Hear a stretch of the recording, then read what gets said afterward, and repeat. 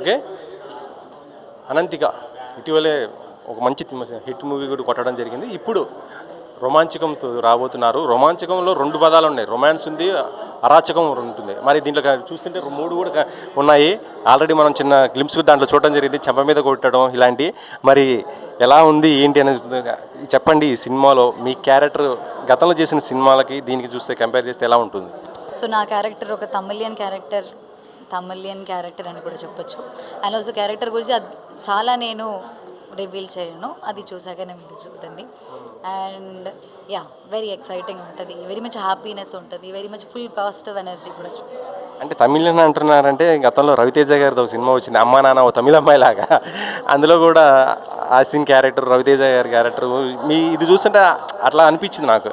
So అది కూడా అట్లా ఎక్స్పెక్ట్ చేయొచ్చా? ఆ సినిమా నేను చూడలేదు కాబట్టి నాకు తెలియదు. నో, అది పెద్ద blockbuster hit, Puri Jagannadh గారు డైరెక్ట్. కానీ నేను చూడలేదు. సో అది తమిళ అమ్మాయిగా డిఫరెంట్గానే ఉంటుంది కదా. అంటే యాక్చువల్ చెప్పాలంటే సందీప్ గారి సినిమా మొత్తం కూడా ఎక్కువ చూస్తుంటే కొంత రొమాన్స్ ఎంత ఉంటుందో వైలెన్స్ అంత ఎక్కువ ఉంటుంది. కానీ ఇందులో చూస్తుంటే మొత్తం కూడా కామెడీ ఎక్కువ అని చెప్తున్నారు కదా. టీజర్లో మన సాంగ్స్లో ఎక్కడ కూడా అది చూపించలేదు, ఎందుకని?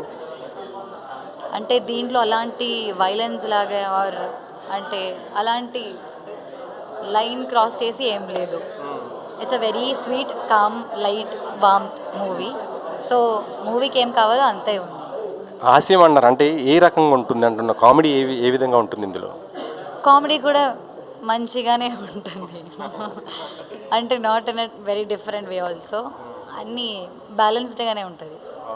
అనంతిక అంటే చాలా సెలెక్టెడ్గా మూవీ చేసుకుంటున్నట్టు అన్నారు కదా. మీకు మంచి మంచి పేరు ఉంది, టాలీవుడ్లో ఎక్కువ ఉంది, చాలా ఆఫర్స్ కూడా వస్తున్నాయి. కానీ ఎందుకు సెలెక్టెడ్గా పోతున్నారు ఏంటి?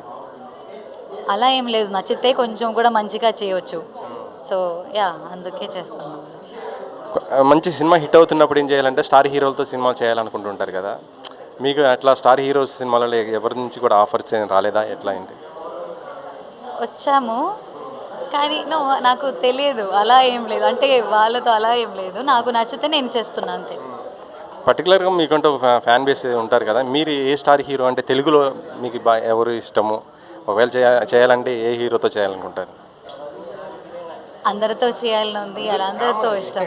కాకపోతే ఏంటంటే ఒక పర్టికులర్ అలా ఏం కాదు, అందరి వర్క్ చాలా బాగుంటుంది, అందుకే వాళ్ళందరూ సూపర్ స్టార్ లాగా ఉన్నారు. సో అందరూ చాలా, అంటే అందరి వర్క్ చాలా like they all worked hard.